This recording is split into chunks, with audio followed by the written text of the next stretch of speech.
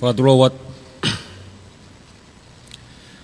Tongatapu ai Tongatapu hi he atua maf kuni afio ya tau lotonga. Whawhetai kene alofa tau la kaya e ahwa koloko ni. Whawhetai pe tau tu koloria ke te ia.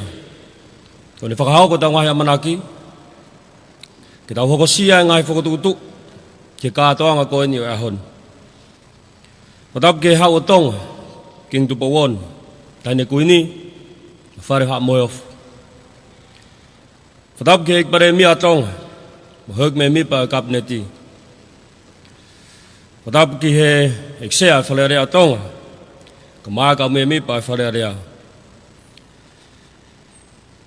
Patap atu ki he whapalanglangi, ka koe ek minista o e pot ngau ki ngai whalot whanua.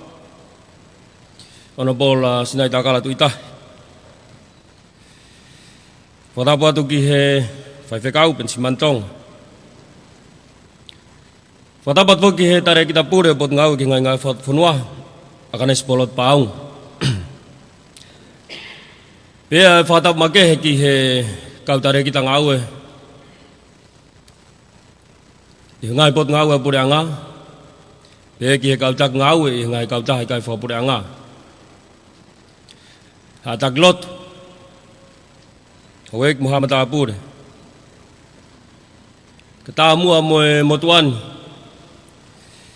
Kene whakatau ke ia tu e tau polokalama ki he kātoanga e hon, kon whakamanatua whakamaman lah, o aho e tau tupu. By the blessings of our Lord and His everlasting love, that we are grateful to draw a breath of life and to greet today with joy and gratitude. I wish to acknowledge the presence members of the diplomatic corps. Her Excellency Latu, New Zealand Deputy High Commissioner to Tonga. Her Excellency Alison Gao, the Australian Acting High Commissioner to Tonga. I also wish to extend our acknowledgement to Luan and Singh of the Office of the Chinese Ambassador to Tonga. May I greet you all this morning with warm embrace as we all gather here today to commemorate this year's International Youth Day. Please allow me to be your master of ceremony today. Before we begin, I would like to invite Reverend Pensimantonga for an opening prayer to lead us through today. Malo.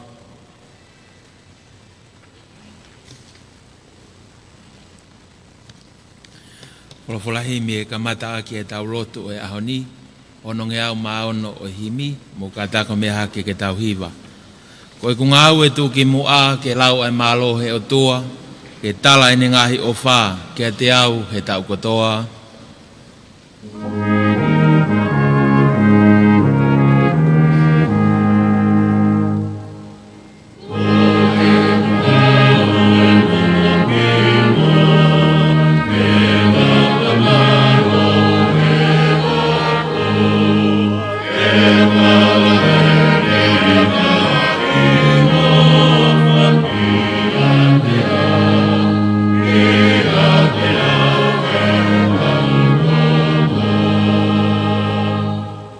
Taimi foki nā ku fou, he wā i hala talavou, nāne a fio he fufu o puke au ke e waihumu.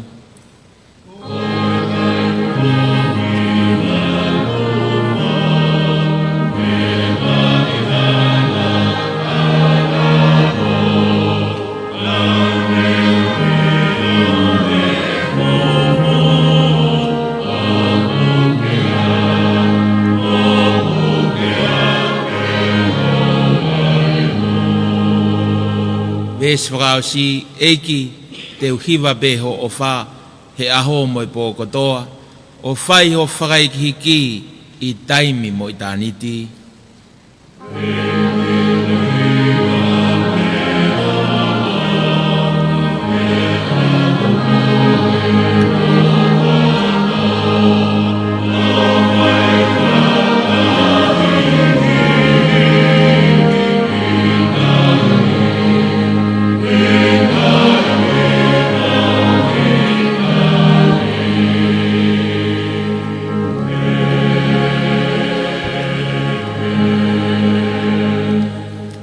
be seated.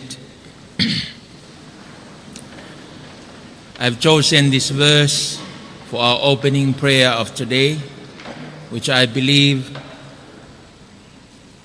it supports the theme of our International Youth Day 2025, Youth Empowerment for a Sustainable Future.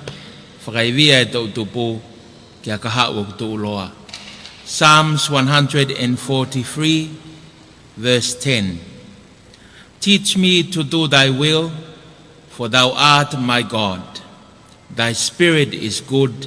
Lead me into the land of uprightness. Teach me to do thy will, for thou art my God. Thy spirit is good. Lead me into the land of uprightness. Sa me te au whātolu, vesongo fulu. Hako au ke uwhaiho whinangalo, he kok otua aho awhio.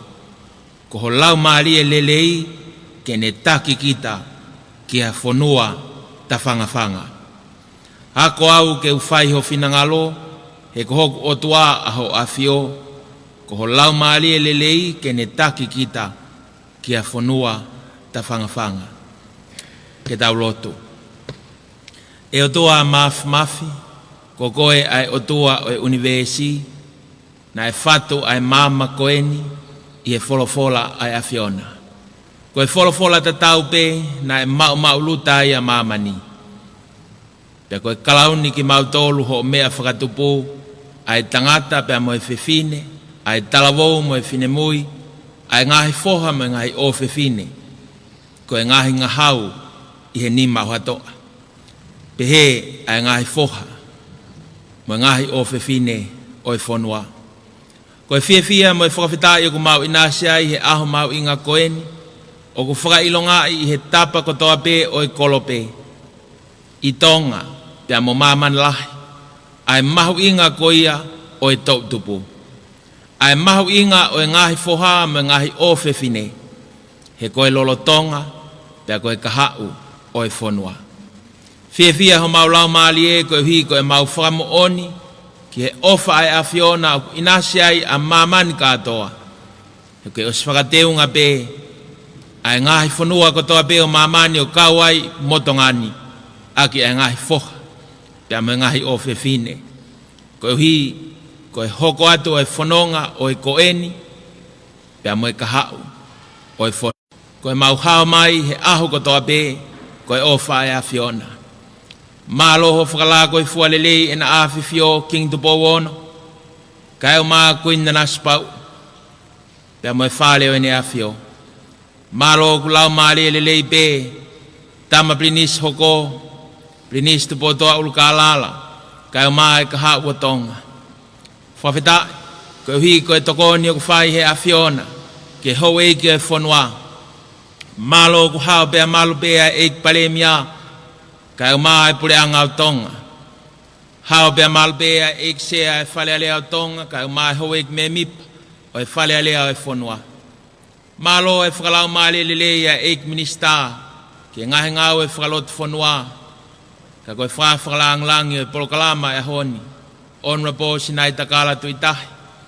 Kai o maa whoke e pule ngau e, pea mo e kotoa o e kau ngau e, o e potu ngau e ki ngahe ngau e whakalot whonua, kai tau te whito ke waa ngau e ke tau tupu.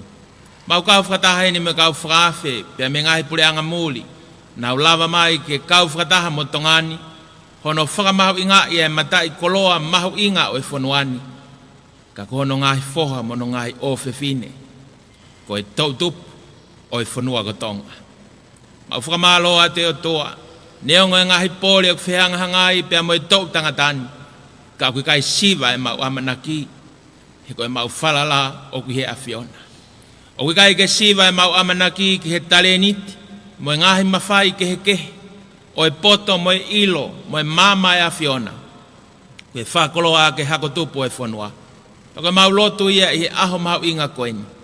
Tuke ke tāpu aki, pia ke whakatāpui ai mo ui ai tau tupu e whanuani. Ke nau hoko koe ngahi foha, mo e ngahi ofewhine, o whakahoi fua ki he awhiona. Father God, we acknowledge your guidance and your leadership in our lives. And on this special International Youth Day of 2025, we pray and we seek for your blessings to be upon the young people of this nation. We prophesy upon the sons and the daughters of Tonga that they will rise and shine, for the glory of the Lord is upon them, that they will become more than conquerors through Christ who has given them the victory, that they will shine in the midst of darkness, that they will bring hope to the hearts of their families, and most important of all, that the young people of Tonga will be empowered by your Holy Spirit, that they will inspire and continue to motivate the nation. As we journey this 21st century, we face a lot of challenges on the way, but we are still optimistic and hopeful that you are with us. For the best of all is that God is with us. Father God, we pray for every young man and young women of Tonga, that they will arise and do good, that they will arise with the godly potentials and the God-given talents that you have bestowed upon them, that we will continue to impact the nation and impact the Pacific and even to the world. Let all people know that greater is He that lives in us than he that is in the world. Father God, we dedicate to you the rest of the program of this day. Be with us today, the guest of honor, all the distinguished guests, and all the friends and partners, stakeholders that work together with the youth of this nation. May we move forward, empowering the young people for a sustainable future, a future where we are led to your righteousness and to the blessings of your kingdom. We ask all these blessings in the mighty name of Jesus, our Lord and our Savior. Amen.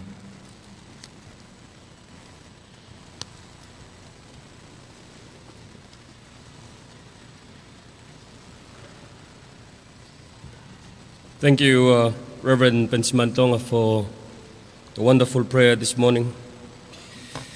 And I would like to invite Chief Executive Officer, the Ministry for Internal Affairs, Mrs. Aganes Polot Paunga, for the welcoming remarks.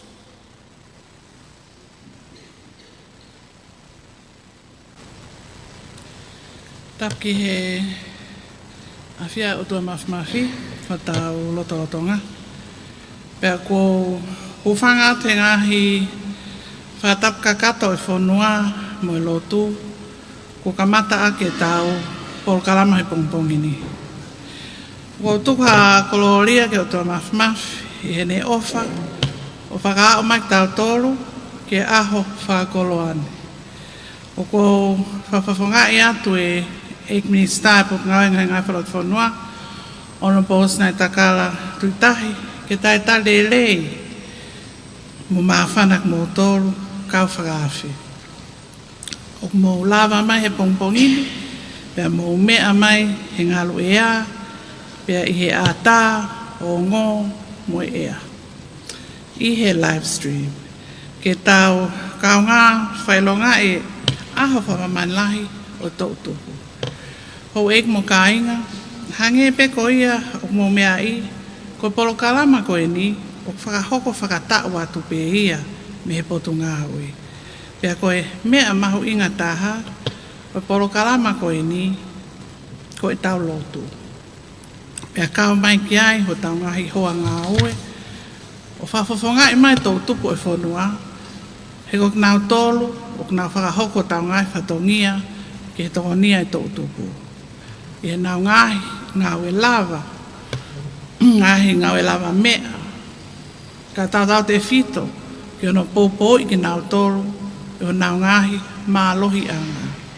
Hou ek mo kāinga, o ngā ue mālohi pot ngā ue a ngai whalot whanua, ki ono tongonia i tau tupu, ke nau lava e ngahi pore ke he kehe o e tupu hake.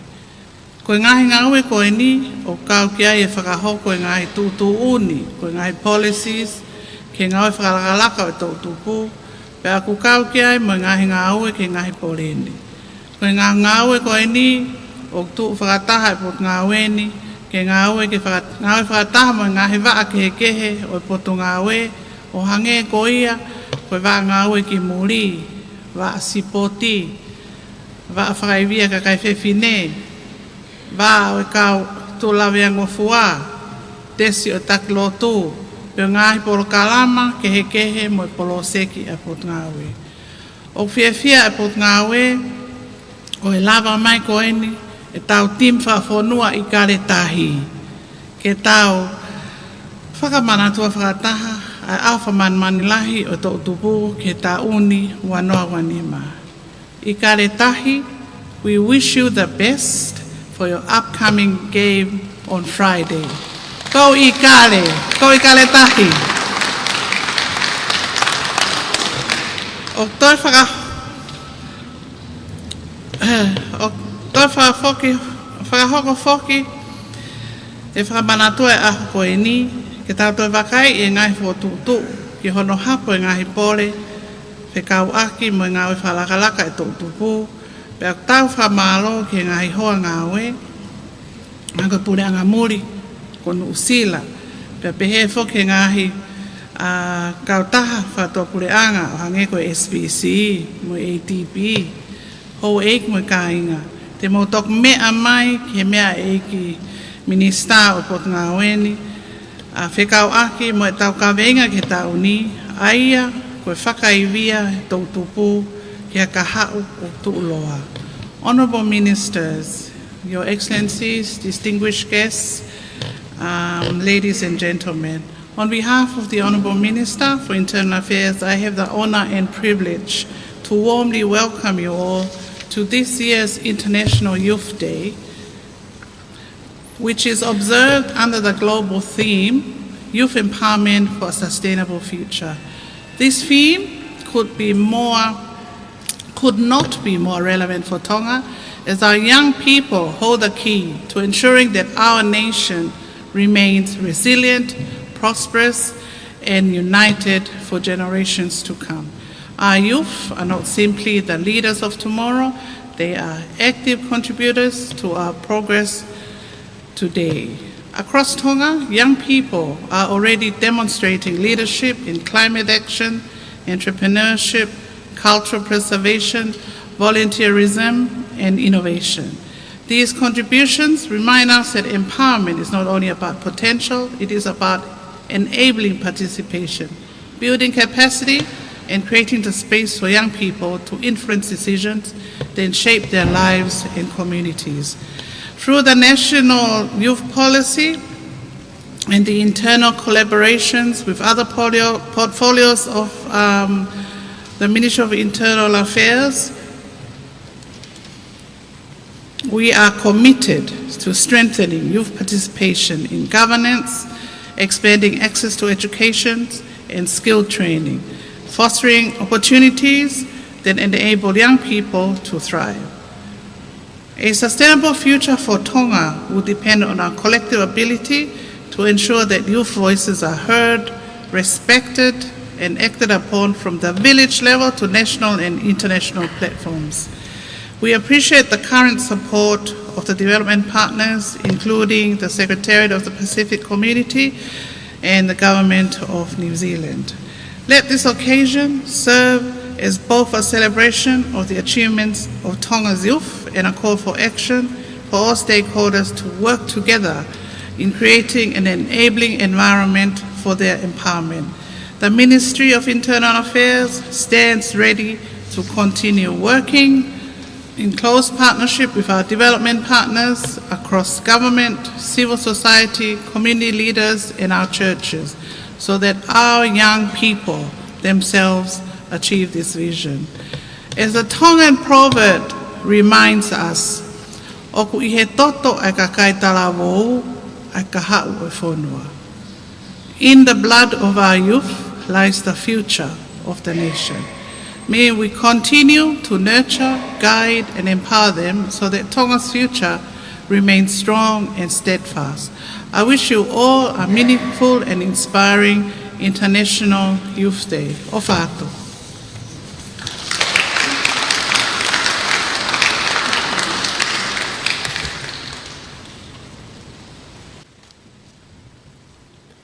Thank you, CEO, for the welcoming remarks.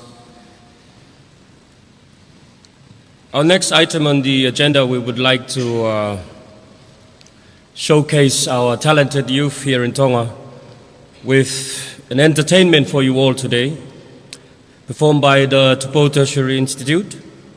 Ladies and gentlemen, please give a round of applause to our entertainment this morning.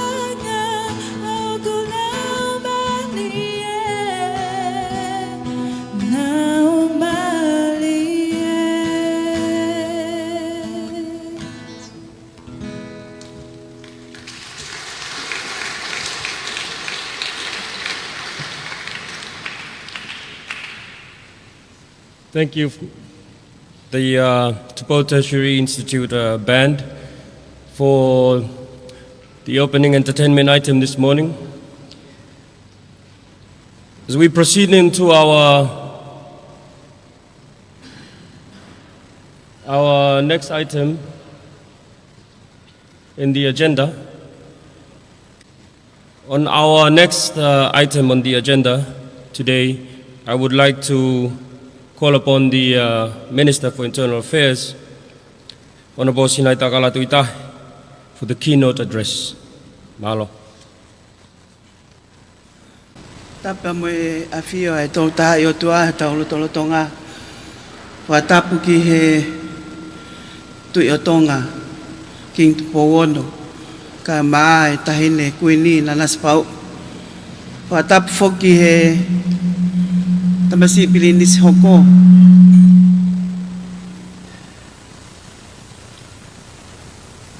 Tupo to au kalala. Kama princess nai takala. Pia mo fare ha mo yo fo. Wa tap ki tahine princess pule. Salote mafile pilole tuita kai umai ho e ko fonua. Wa fakatap ki Tongatapu palemia o Tonga kai umai. Kau minista o kabineti pehe ki ekse o fale alea mo kau me mipa. Wa tap watu foki ki he Tongatapu ki vefikau ne taki ki tau tolu he pongpong koe. Wae whakatapu ki he pule o e University whakawhanua a Tonga, Tongatapu, ka koe minista ai no Tonga e ngai tau ko hili atu.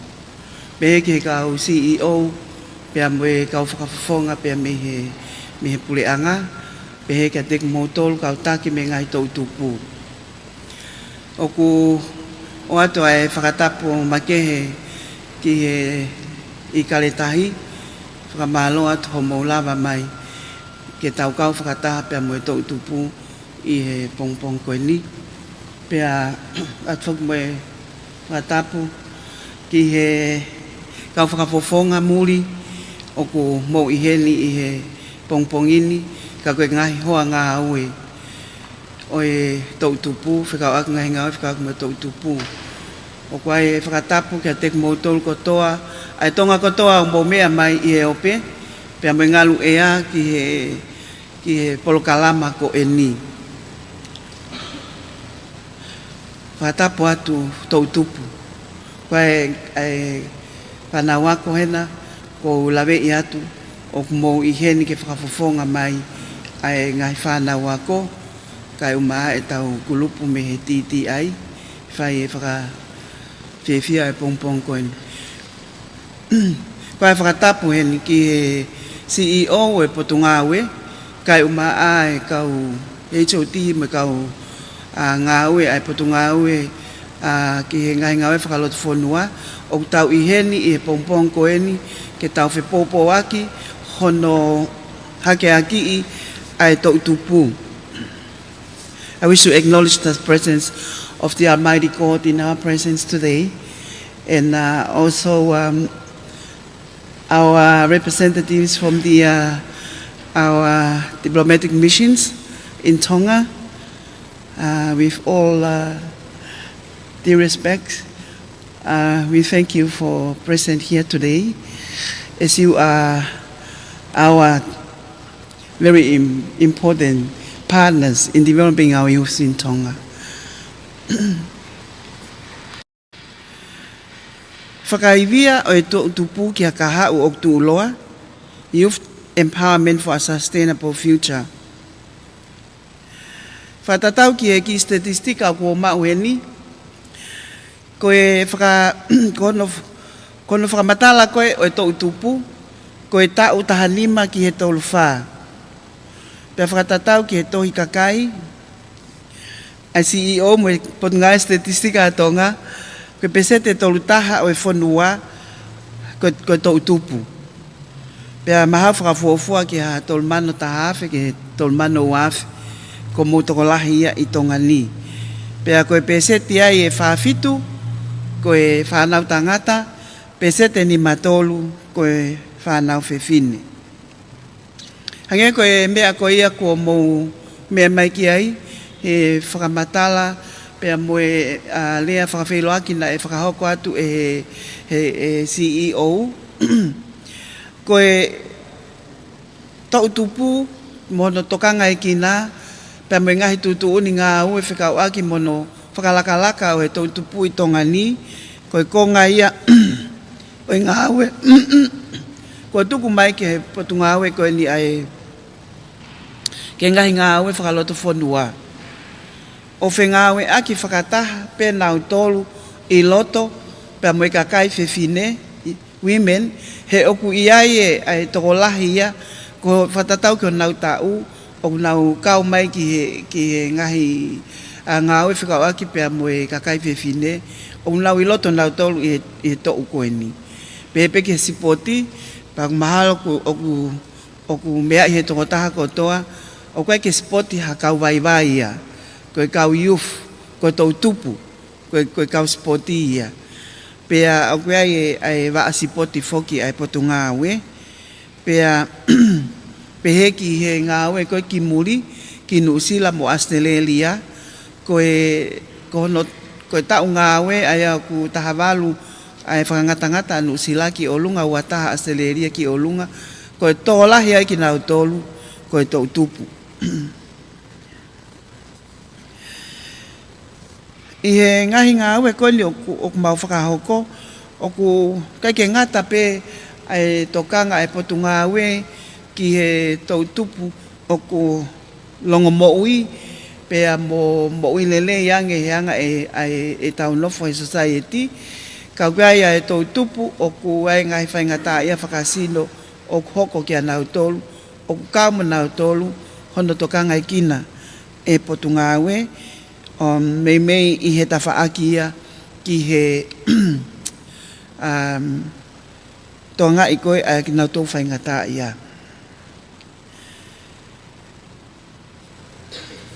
Ka whoki i he ngahi polokalama whakaai ai koe nei potunga we ai tokoni nei whakahoko mai ki he ngahi whaamiri masiwesiwa ange ki hono totongi e nau totongi ako.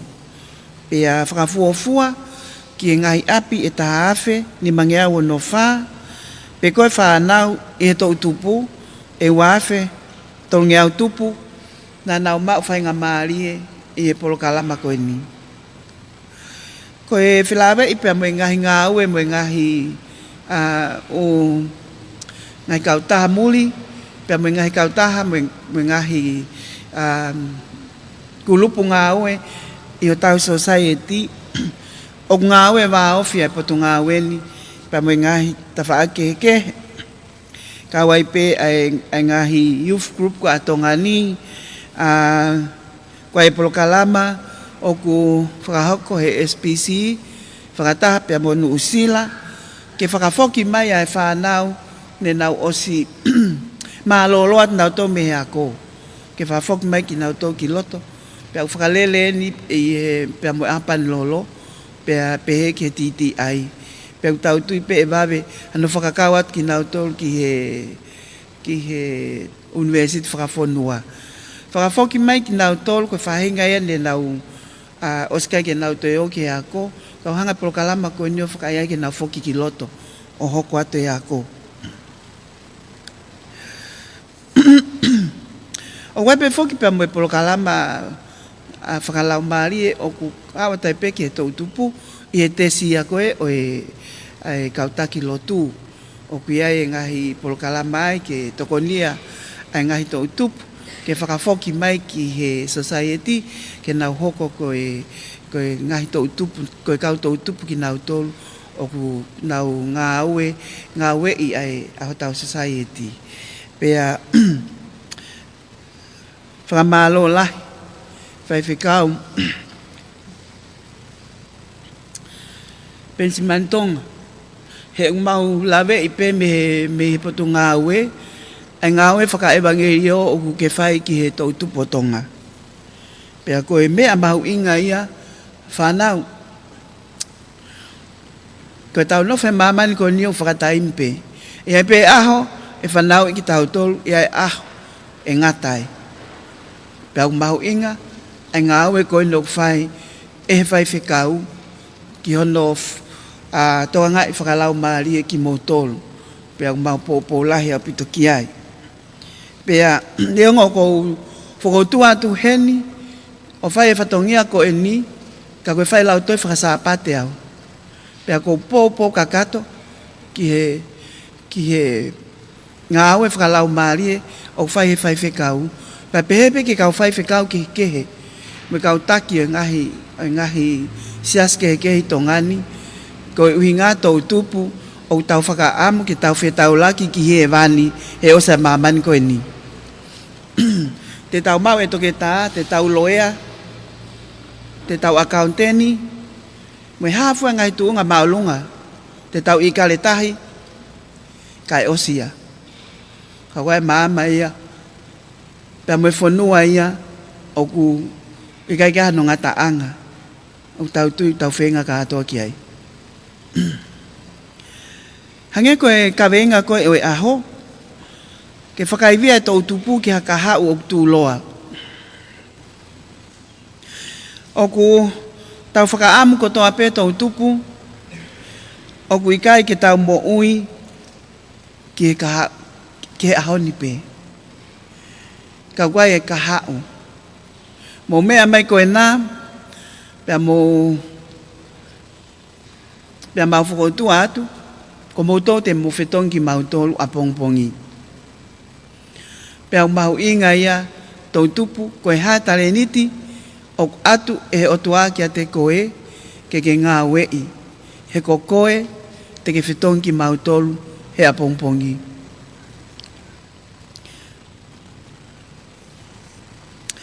O wai whakaamu tau tupu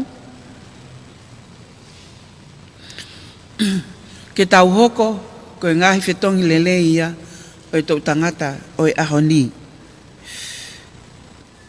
Tau whakakaukau ange tau tupu koe hae tonga o tau whie mau a ke a pongpongi. Koe tonga whewhe a pongpongi. O iho ni maia. O ia te koe ia. Te tau mau hatonga whiewhia, hatonga tau hilao, hatonga melino, hatonga ukiai whakamau totonu, hatonga ukiai moi maoni oni. Tuko at pe tau tupu ke moutari mai. He o koutui, koe tonga e mo whakaamkia i he kaha u. Pea koe tonga koe ia mau ia he ngā ue whakataha. Koe tonga koe ia mau ia i he maama, whakaata mai, mo ui apasia o tua, whakaapa-apa, ofa, pa mo mamahi i mea. Ko whaampe ke utoi ki whakamahino atu e maama whakaata mai. Koe ngā koe toko lahi o nau pehe, koe maama whakaata mai, pe koe ako lelei, koe toko taha, ko pau ke ale toko taha ko toa ke university, o mao mahane diploma, pe mao mai hane PA, pe ko hane maa, pe ko hane PhD, koe toko taha ko leleia mo maamale, mo maama, whakaata mai. Kai tau whakatoa ngā iange, o ompehe o tua, ai tale niti, o tuwhau ke ke te tau tolu. Mau ingai ke te maama whakaata mai ke te lava tuki e foi whao. Te lava hoko e waia uhila. Te lava whakahoko e pamuwai ke lele. O wai tale niti, o kuia koe. Kehe pe ai tale niti. Pea kou whakaamu i he ki lea ko e ni, o ku whanongo mai ngahi mātua Tonga. O ku kehe ai tale niti tau ngai whanau. Koe hano tale niti, na tau teke ai ki nau tolu. He oku, nau ngā aue whakataha pe, o hange ko ki tau tolu i he aho ni, ngai tale niti kehe, o ku tānaki mai ki nau tolu, ke whau aki ai tonga ko tau ia i he aho ni.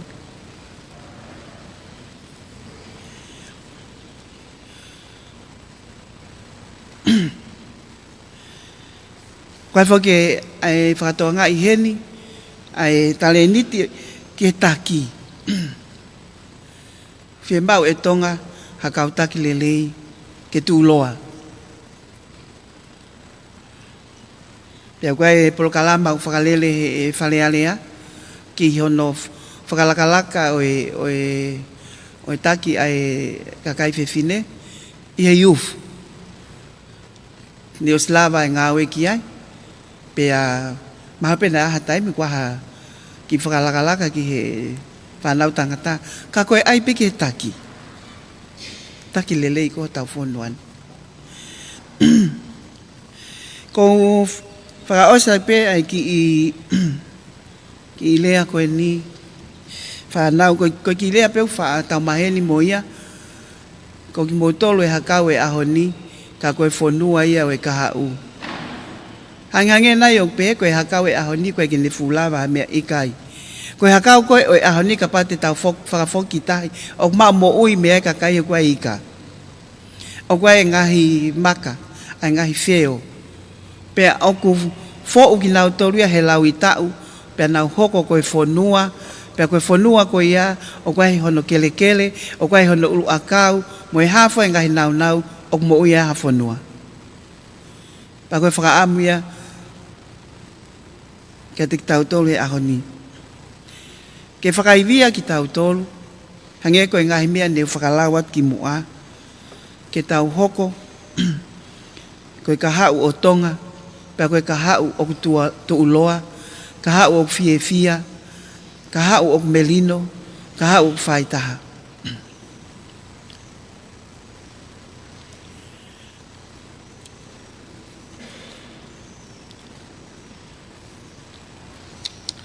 For our non-Tongan speakers, I was just conveying few messages to our youth here, that they are the reef of today, but the land of tomorrow. And a reef, it doesn't take a few years to develop a reef to a land. It takes so many years, and we become a land, and then from that land, that's where people earn their living.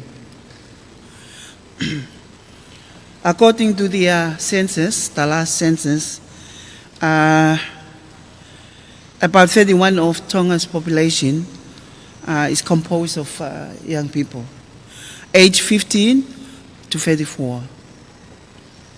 In the ministry, we have a youth division that works together with our sports, because many, and I've just saying that only youth play the sport, not the elderly. And almost. We also work together with the Overseas Employment Division, where many of the youths are involved and are engaged in these seasonal working opportunities in Australia and New Zealand.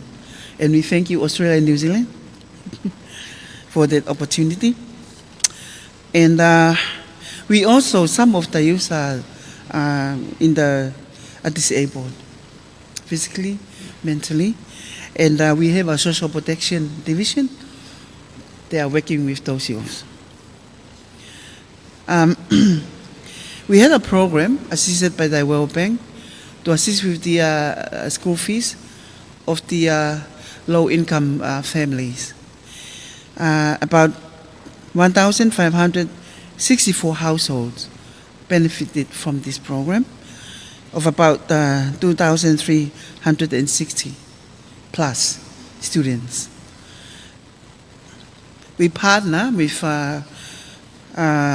New Zealand and SPC, encouraging youth who have dropped out from school to go back to school, and that program is run by Apanlolo and TTI. We also work with the sports internally, because many of the youth are engaged in sports. Most, if not all, of the grants we received for youth for sports development are from youth. That's why I said most, if not all, who are involved in sports are youth. And and we would like to encourage youth who are involved in sports.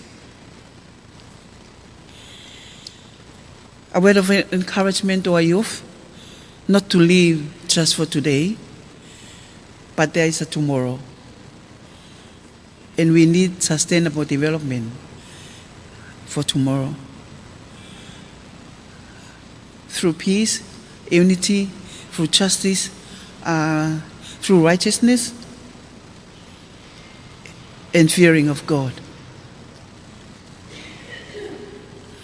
And these dreams and expectations for sustainable development here in Tonga and for sustainable youth development and growth,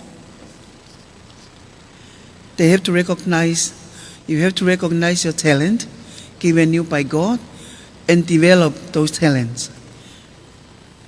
We can't all be accountants or a doctor, but we need plumbers, we need builders, electricians,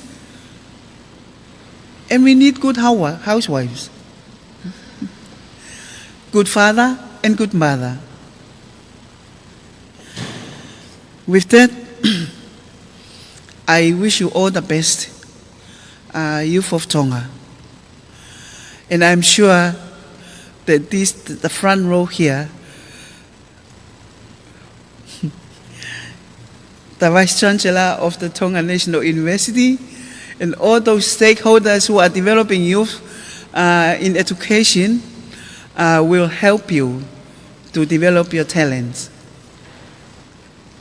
Ko ofalayat ka te mutolu, ofalayat I kaletahi, ko whakaamu pe, pagtau whakaam ko toa pe, kia wainga lele te mo whakahoko he weekend. Pea ko tua ofat, I tō taha toa pe, malo.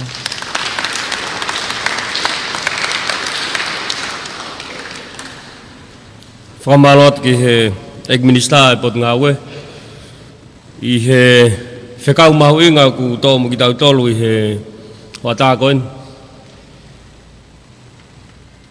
Kai ke ngata pe ai whakalatolahi ki he tautupo Tonga. Pe he ai whekau mamafa o mahu inga ki he mātua tai whanau. Kau maa ngā hei kup whekau kau aki o tau whengau e aki loto he pureanga mo ngā hei kau tahu kai whapureanga. Kau maa tau ngā hei hoa ngā aue me ngā hei pureanga muring nau tokoni mai. Whamalot e minista I he whekau mahu inga honi. Ladies and gentlemen, one of the core aspects of youth empowerment is not just through sports development, employment, and education. One that is most crucial for the Ministry of Internal Affairs as well is advocacy and awareness, but especially in collaboration with the Church Leaders Desk in the Ministry of Internal Affairs to promote youth mental health and spiritual well-being. Our next item on the agenda today, we would like to showcase a short video about suicide awareness with the key message that says it is everyone's responsibility. So I would like to invite my colleagues here to please set up the monitor so we can demonstrate a short video that was one of the key products of our Church Leaders Desk and the Advancing Social Services through our Church Leaders Desk Malo. Vai mai ame ai au mamai. Ko ku ni ki whanong wat. Mo ta ave ke te ia. Na ne whekau mai au ke te koe ahoni. Tu pe ki whahata loto. Ke ta ave ke te ia, o ku te mawhia ai mea kotoa pe. Si o mai, o wate ke maa. Koe taha pēni hoku whatongia ma ai koro. Tala noa mai, ke tala velave. Nā iai ha mea te wala tokoni atu ai ki a koe. Pē ko e ta alu ki ha wheituu o kumi ha tokoni. Na ala tokoni iai koe. Si o mai kao. O kuma o whalahi au pito ia te koe mo tamai. Koe hape mea o ke whihanga hangai mo ia. Tala noa mai ka te au suri ko whae e au. Ko whato ngā e ngai ko ngā koen ki muini. O ke lilio, ke te ki toe whiwhikai, o ke nofoloki. Tala noa mai suri ki ta tala noa. O kusai au pito peho o vahe mai ke te ho paraparema. He ko kaunga mea au whiau. Koe paraparema kona ku ke vahe mai. O to tonu, ke ta alo kum tokoni, ki a wheitu e tokoni lelei koe ki a te koe. Me he tesi ai kautaki lotu, potu ngāoe, ngahi ngāoe whakaloto whonua. O iai pe ai amanaki. Koe laine telefoni tokoni koe ni, noa walu no noa ono ni mataha, o ku tae totongi, pea ngāoe hoa e wawha. Ka oku ke fuwhainga tā ia whakaeongo, I kai ke ilo hataha ke tokoni atu, tā mai pe, o ku mautu ma te teo ke tokoni. Noa walu no noa ono ni mataha.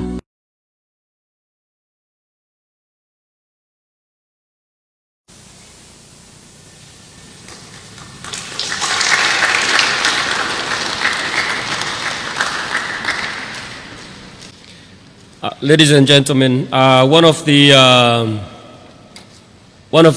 programs that was conducted by the Youth Department of the Ministry of Internal Affairs for this year's commemoration of the International Youth Day was a speech competition across Tonga.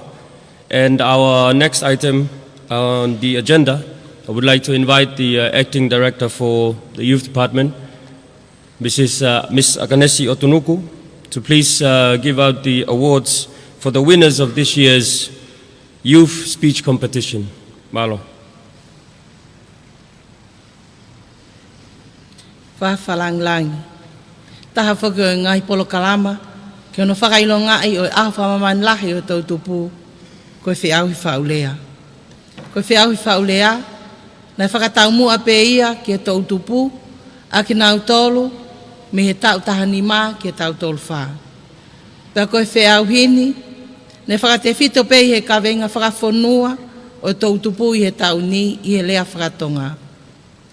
Ke whakaivia e tau tupu ki a kahau o tūloha. Ne whakakulupu ai whiauhini i he ngai kulupu lalahi e tolu.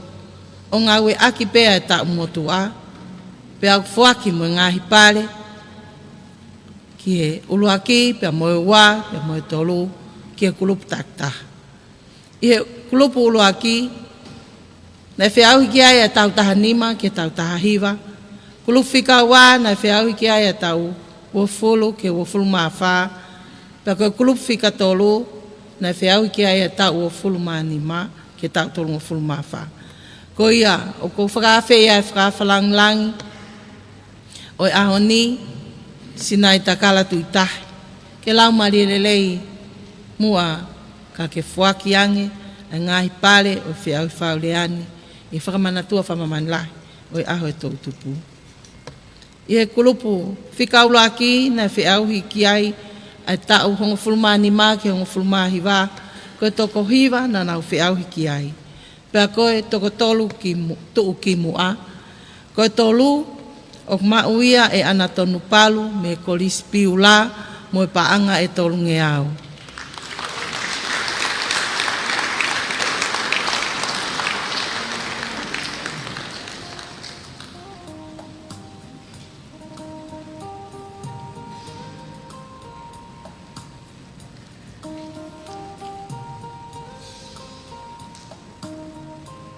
Koe wā ko Quincy titania sa atini me he LTS a Havelu Middle School mo paanga e tolungiau ni manoa.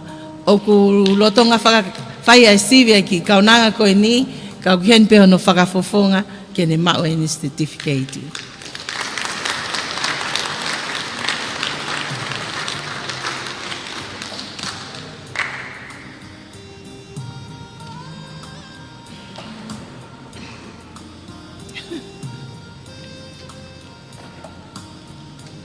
Pea koe tolu, pea koe tū ki mua he kulupu koe ni ko alieta tunu ku mei popua mo paanga whangi au. Koe toko tahani o ku whainga tā ia whakasino koe ke ni lava mai. Ia kulupu whika wā, koe tolu, nei whiauhi ki ai atu a tau o fulu ke o fulu maa whaa koe toko fitu na nau whiauhi mai ki ai. Pea koe toko tolu tū ki mua. Koe tolu, ko Ameria risi mau tunuku, mi whakai hapai, koe ke ne lava mai mi hapai ki ma. Mo pāngai tolu nge au. Koe ua, ko mele laventa au whono, o lotonga whakakaunga tā maki, i he Tonga National University mi hate iho Tongatapu, mo pāngai tolu nge au ni manoa. Pea koe tū ki mua, i he whiauhi e kulupu koe ni, ko lu isa tu i pulotu, o kulotonga whakakaunga tā maki e Ministry of Trade and Economic Development mo pāngai whange au ni manoa.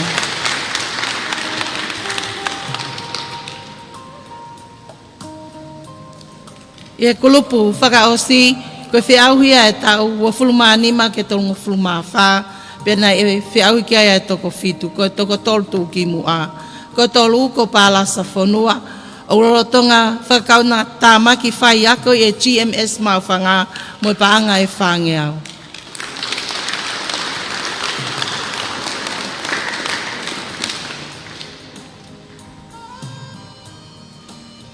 Koe wā, ko mele piukala hakau motu, o kulorotonga whakaunga tā maki e kolisi takui lau koe whai ako. Mo paanga e whange au ni manoa.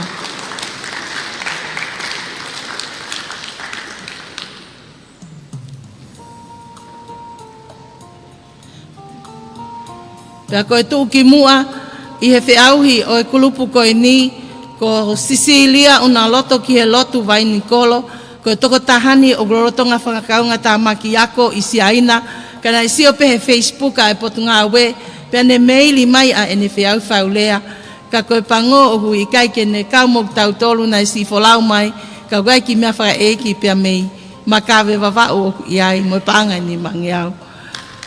Me pongkongi. Whakamalo atu, Honorable Sinai Takalatu i tahi, holoto tō kai whaki ai ngahi, pale o whiau whauleani. Whanau, katak whamore, toka ngai aho certificate i he aho ni, te mau whetu utaki atu ke lava mai ki o mau ofisi o piki a tatau ho wausia, ke mau aki aho pale e pia mei whale paanga. Ek Minister, koki nau tona ke nau kau i kuna i pongpongini, o kuloto fia pe, ai pule o e potungawe ke ngai ngau whaloto whonua ke oange ai whakahonga ke tek nau tolu. Te mau whetu taket ke tek mou tolu kai ke mou kau hei kuna i e au ni ke mou lava mai ke ofisi o piki e tatau mou vausia ke mau au mou palepa mei whare paanga. Whawhalanglangi i he kau i kuna o e aho ni pia kou whakawhe i ai alu isa tui pulotu ko ia ai tō ki mua pe ko i kuna i he category o e tau o fulu ki he o fulu mawha ke katak wha ke ne lava mai o whakahoko a ene whaulea i he whiau hi koeni. Maua.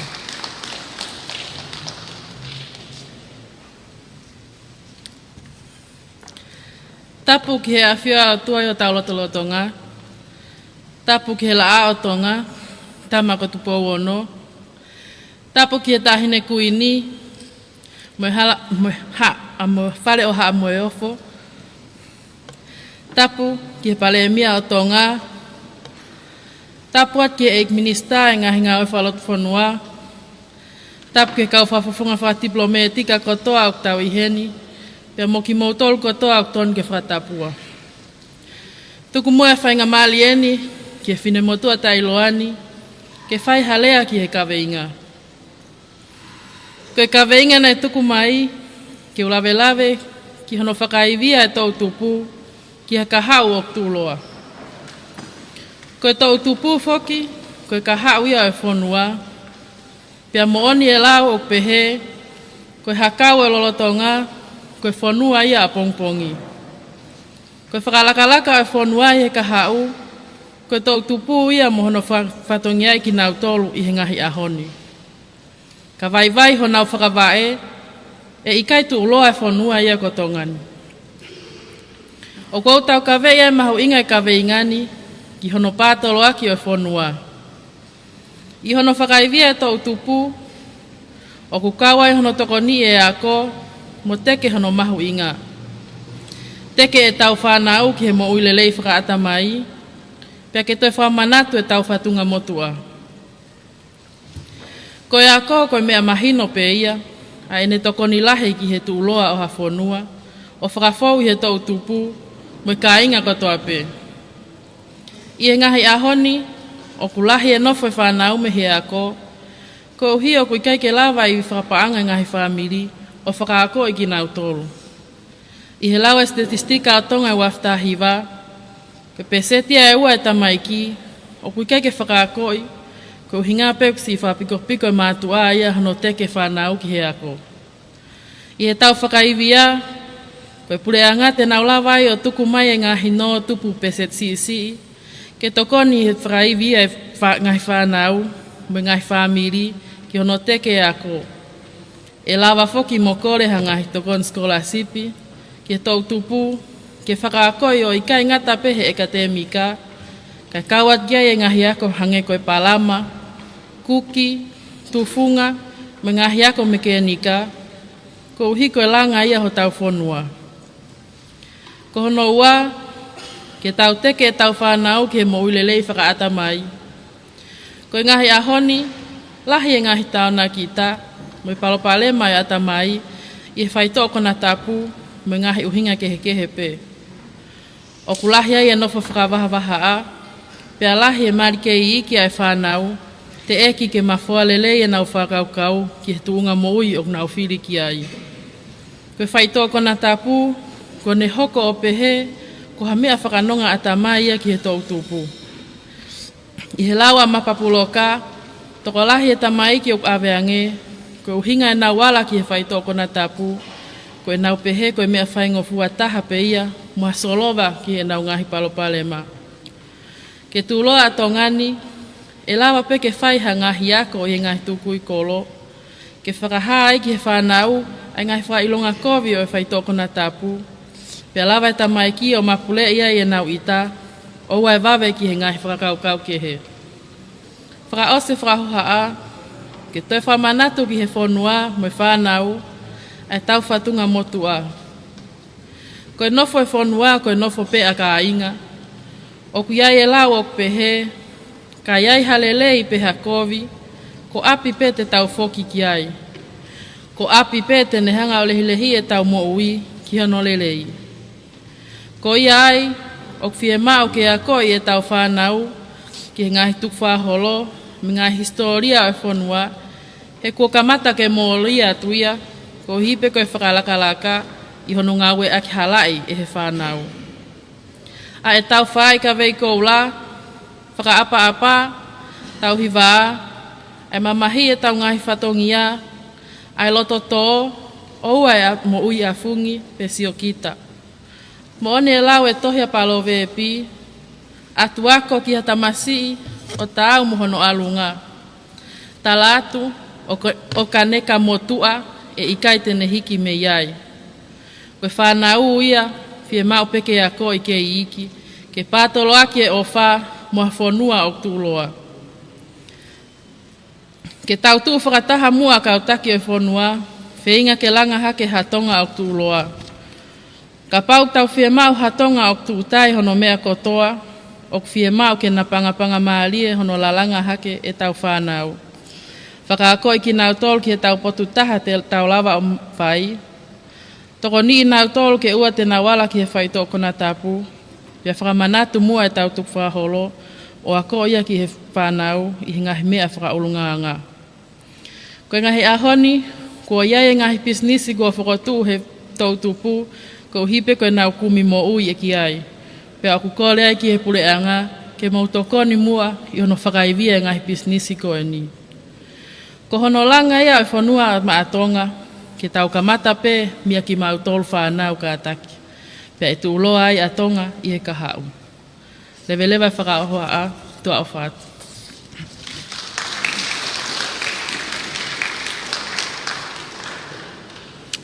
Whamalo atu ki he ikuna o e whiauhi whaulea e tau tupu ki he kātoanga ko ia o e whamanatua a tau tupu e wano wanima. Ladies and gentlemen, our next item on the agenda would be a words of encouragement from one of our Tonga National Rugby Union team, Ikaretahi, Mr. Solomone Kata. He's one of the pioneers of Tonga's junior rugby tours to New Zealand. And today he's currently playing his professional rugby in the United Kingdom. Ladies and gentlemen, I would now invite Mr. Solomone Kata for the words of encouragement for this year's Youth Day Malo.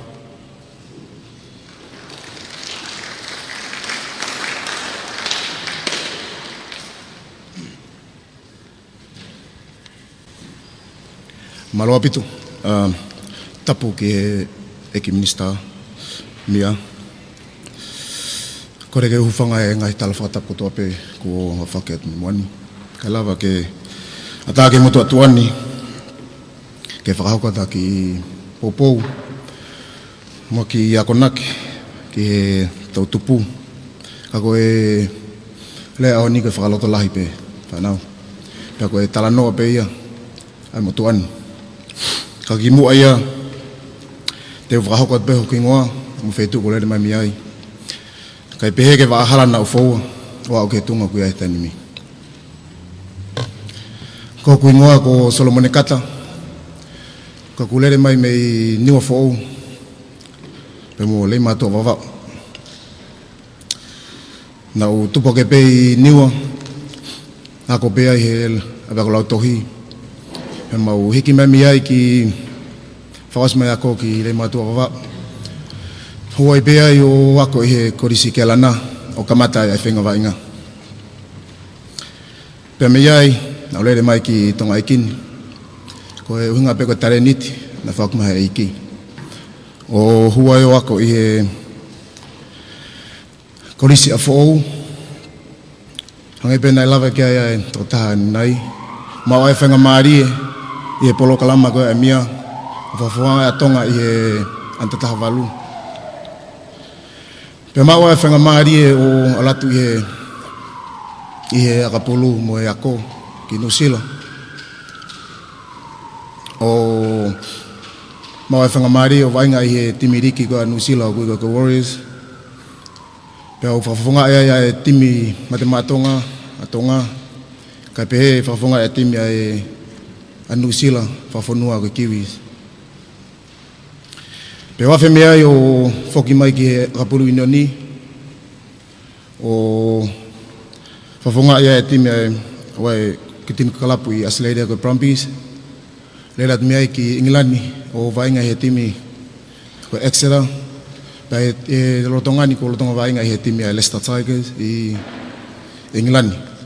Pea whirea iau ke u kau i he whawhunga e whanua, whataha mau whangataua ko ni, a ikare. Tō tupu, nei kai ko halani nai whaingofua.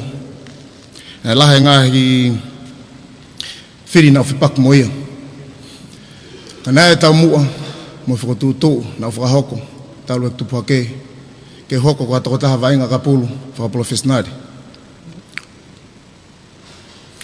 Ko ilo ko toko lahi e te mo tolu whanau, e taimi te mo mawaha e tuai, ko eo ko kumi ki he kaha, mo whamiri kai pehe ki ho kaha u.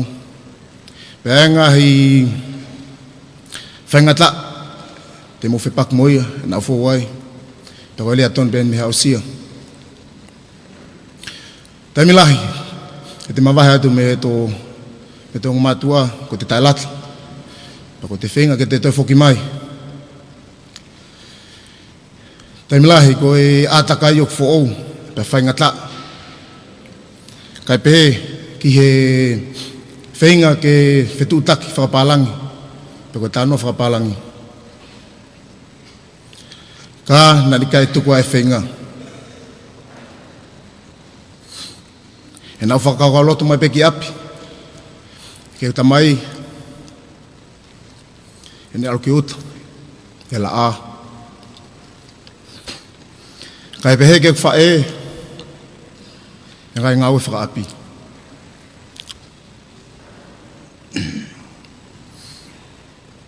Pea koi ai tō tupu wai whakaloto lahi ke teki mōtolu.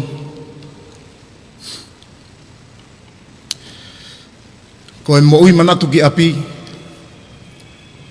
tēne whakatontonu ho alunga. Ki mua pia whakaose ki whakahua a, wai beki Westfall na uto oholope, talu meo kei reka, wa me beki tainimi. Ki West manako pe ko e wheso wahe ono, ai whanau, mo talango fua ke mo matua, ihe eiki, he okta tonu eni. Whakaapa-apa ki o tamai, mo whae, ke urak whekau ia o tala ofa. Ko maho awhalahe teki motolu, pe moe popo aki, tala monua ki teki motolu, i hala whanonga. Awhalahe ki teki motolu, malo.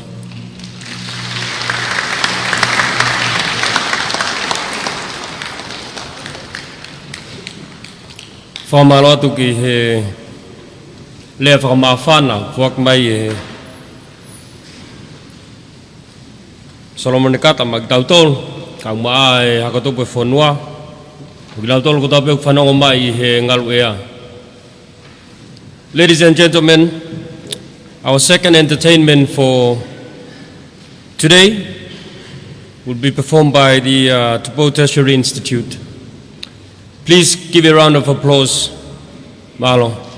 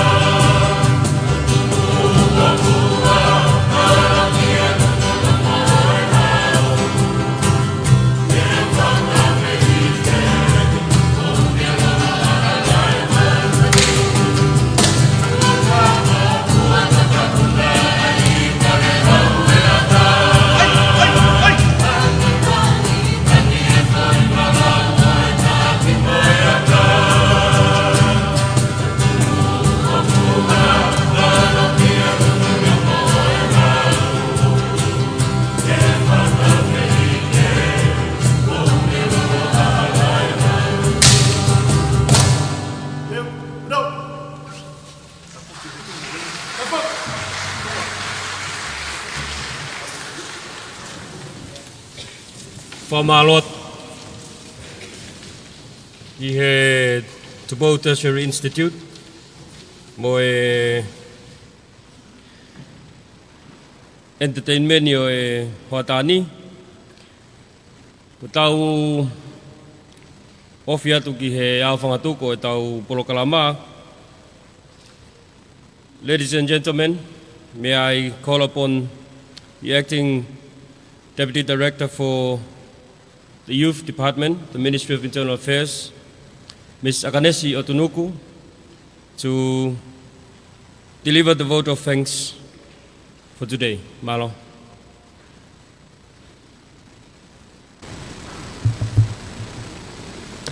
Patap ke o tuau ni a fio tau loto ngā. Whatapu atu ke whanau mo marapuna ho eki. Whatapu ke whawhalangi o aho ni Honorable Sinai Takala tuitahi kako Eight Minister o Potungawe ke ngai ngau whalotofono. Acknowledging also the presence here of the foreign dignitaries and also distinguished guests. Tuku mua ke hu whangatu e whakatapu ka toa ne kamata ake a polo kalama o aho ni ka tā mau ke whakahoko a te whatongia koe whakamalo.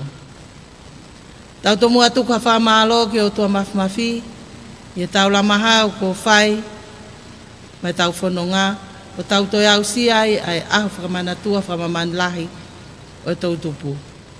Tau whiawhia o koko ai ahoni o whongwhonga o la pe mea hono kotoa. Whamalo at Eight Minister Honorable Sinai Takala tuitahi. Iho talelei ai whakaafe ko ia ke mea mai e ahoni o hoko koe whakawhalangi i he aho whakamanatua whamaman lahi ai e tau tupu. Neongo pe lahi e ngai whatongia, ka koho mea mai e aho ni, o kune whakamahino mai kia te kimau tolu, ai pou malohi ai wheitu una mo pure angatonga, kai pehe ki he hou eiki o whonuani, ki hono pao tolo aki mo tokanga e kina, ai mahu inga o whanau tau tupu. Mahino pe whoki ai mahu inga lahi o tau tupu, i he whamiri, society, ngahi kolo, mo pule anga, he koe hakau mo e kahau ki nau tolu o ia pongpongi. Ko ki nau tolu ai fukakai toko lahi e tu whasetistika o whanua, pea ko ki nau tolu ia ku longo mo ui, mo mālohi ki ono ngā wei o whanuani. Ko ia koe mahu inga o e kawe inga o e ta uni, ke whakaivia tau tupu ki a kahau o tūloa. Koe kawe ingani o ne whakaata mai, ha whainga maalie, maa ki tau tau tupu, i he kahau. Ka i he loto toa, mo i ngā ue mālohu.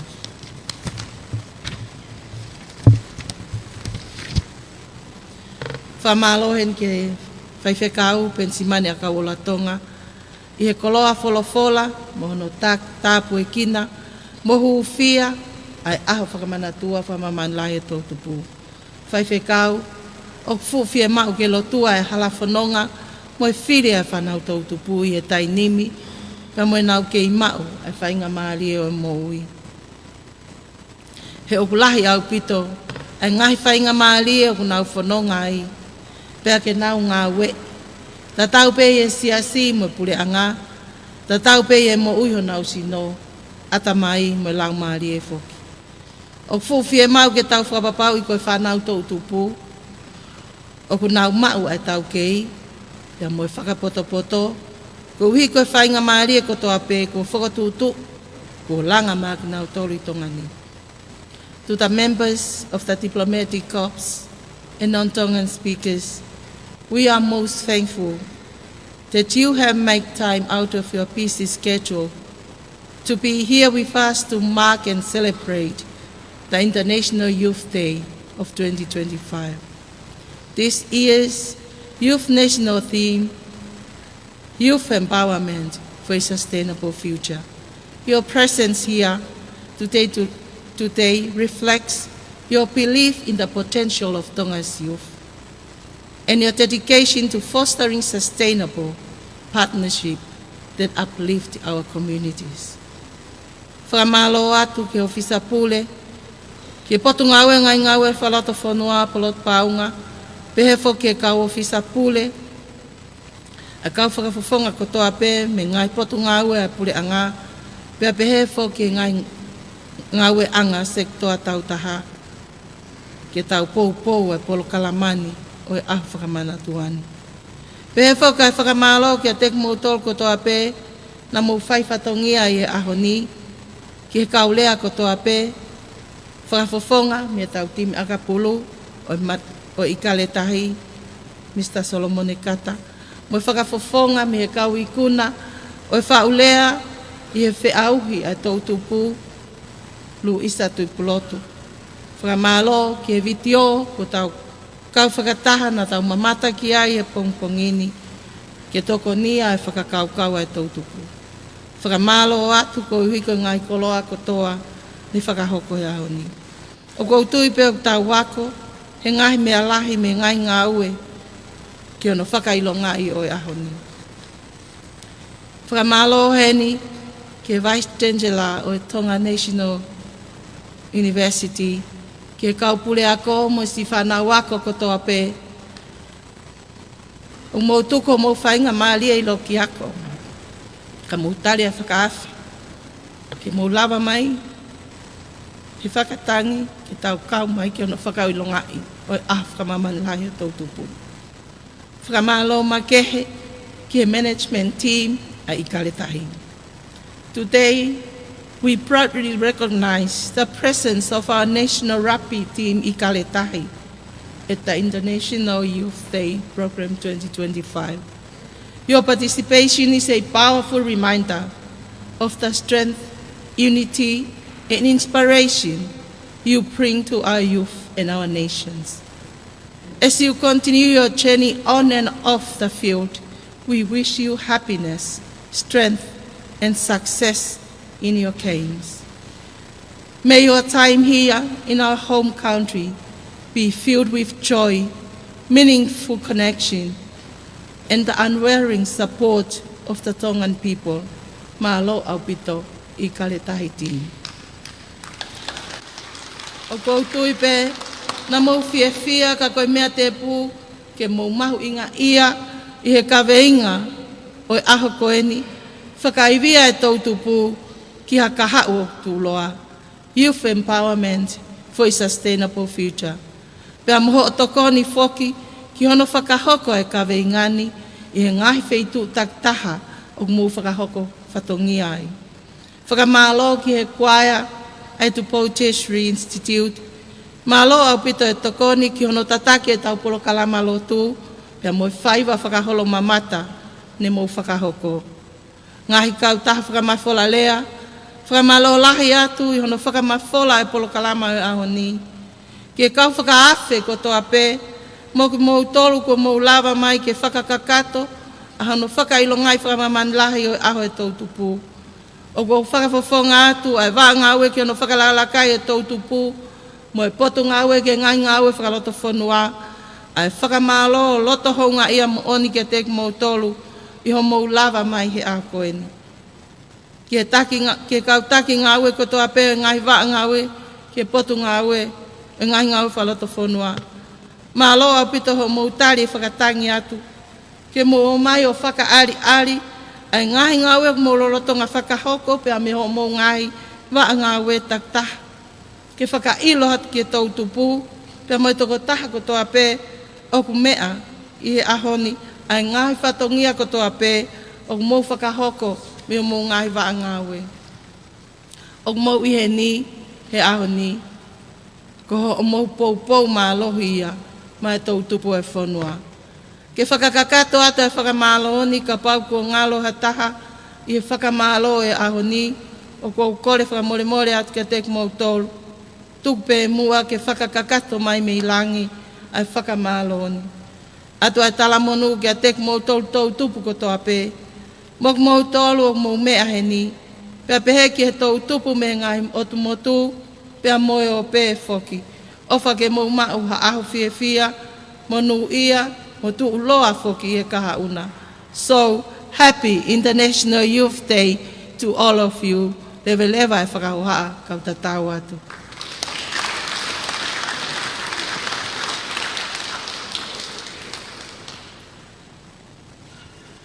Ladies and gentlemen, as we approach the end of our program, we would like to call upon the Reverend Ben Simantong again to please close our program with a prayer. Malo.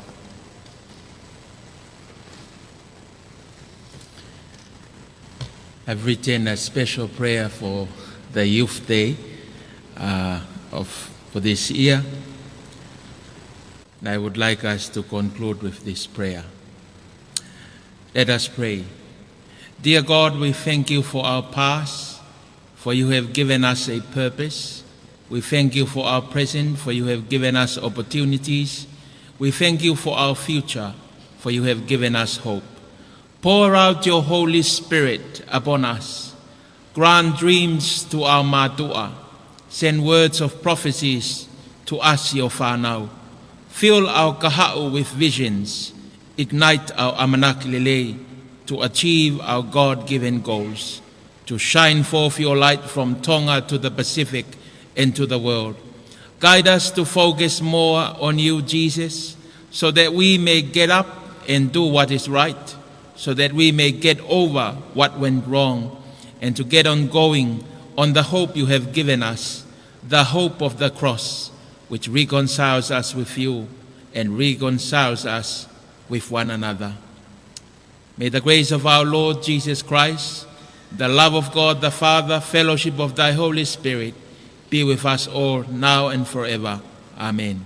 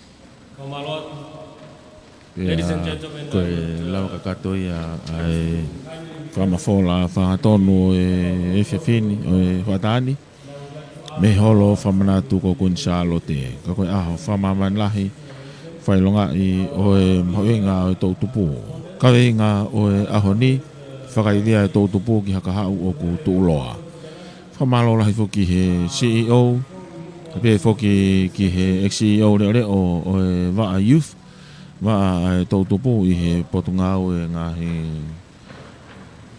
ngau e whalot whanua.